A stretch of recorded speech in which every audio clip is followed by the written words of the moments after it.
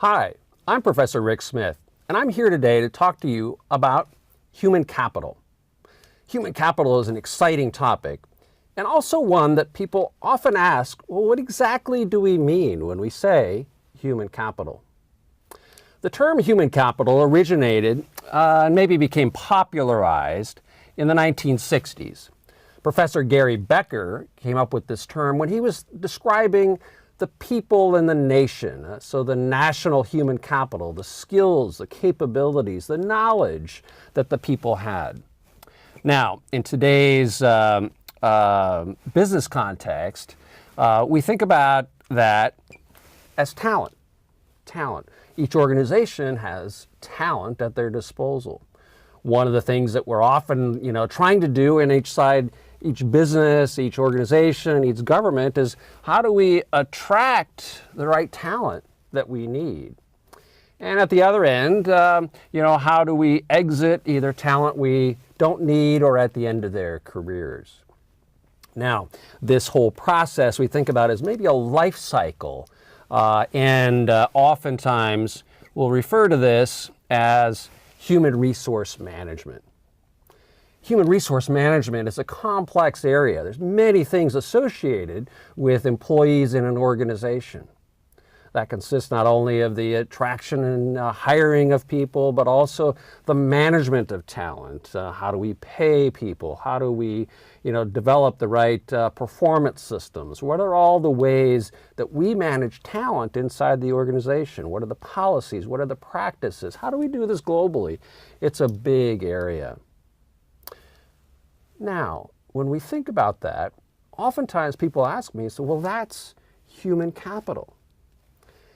And yes, that's a part of it, but I'd say if we're only thinking about that element, we may be limiting ourselves.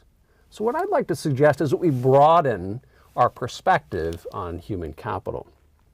Now, if you think about yourself as talent, you're a talented person, you have knowledge, you have skills, you have capabilities, and you have potential. What do we do inside an organization? You come into the organization and you are put into a structure. In other words, you have a job, you may have a job description, you have responsibilities, you have a particular role that you play inside the organization. Now, structure also will dictate, okay, who's the boss, where are the reporting lines, how does the organization work? It's kind of a necessary thing, particularly in a large company. Now, structure may also limit the talent because it channels it in a certain direction. It also could enhance talent by giving talent opportunities. But to say that we have talent in isolation, I think we need to think about structure as well. But structure is not all. We also need to think about culture. Now, culture, we're not going to necessarily find on a piece of paper somewhere. We're not going to find that, well, here's the culture of our organization. We may see some hints of that. But often culture is the kind of the way things get done around here. Maybe it's the unspoken ways that we have expectations of each other inside the organization. The way that we kind of do things inside the organization.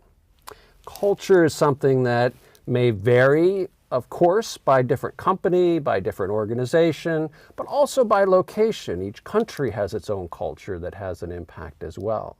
And so culture is something that shapes talent, shapes our behaviors, and how we work.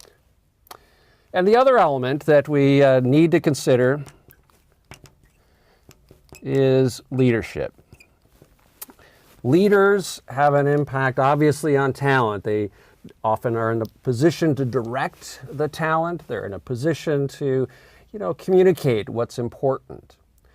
Leaders also may influence the culture of the organization, but the culture will also have a big impact on the way leaders operate, what's expected of leaders. The interplay between leaders and culture and structure can't be denied because we have structure for leaders and leaders operate within a structure. They may change structure. And so as we begin to think about these elements, we see that really this is a system. These work together.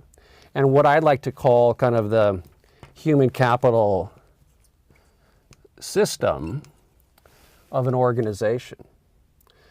Now, getting all these pieces aligned and in the same direction so they're working together, it can be a real challenge.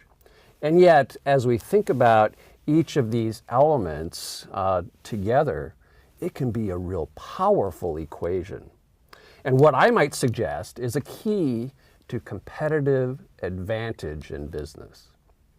I'm excited about human capital, and I hope you'll join me in thinking a little more broadly about the topic of human capital, how it can have an impact in organizations, and how human capital can be a key to future competitive advantage. I'm Rick Smith. It's been a pleasure being with you, and I'll see you around campus.